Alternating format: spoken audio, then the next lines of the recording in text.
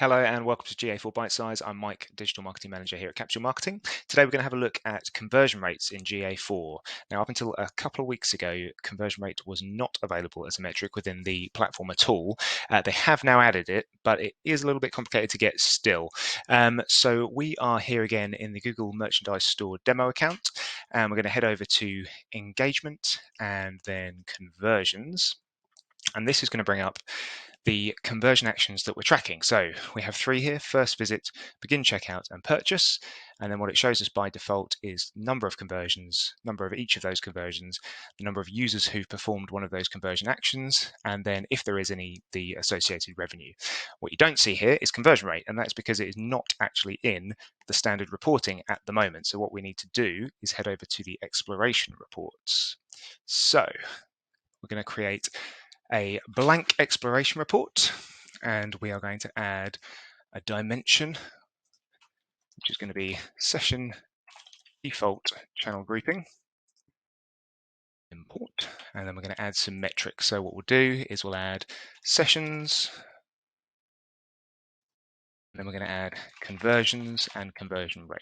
So conversions and session conversion rate. You can do user conversion rate, but we're going to do session conversion rate here. So we're going to import these, and then we're going to drag them over. So dimensions over here, session default channel grouping, and then down to values, we're going to do sessions.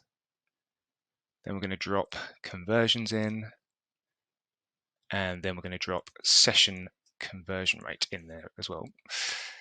So there we have it. So we've got sessions, session conversion rate, and conversion. So that is how you get your conversion rates per channel. But what you'll notice is that this is just for total conversions.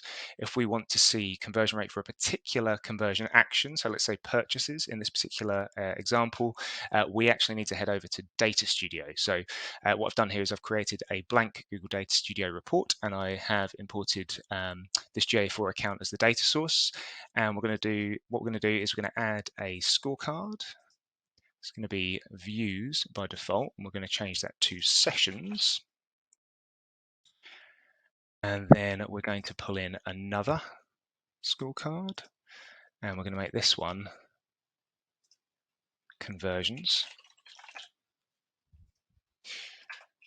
And then if we choose conversions and then sessions, but both together, right click and blend data, what we get is the conversion rate.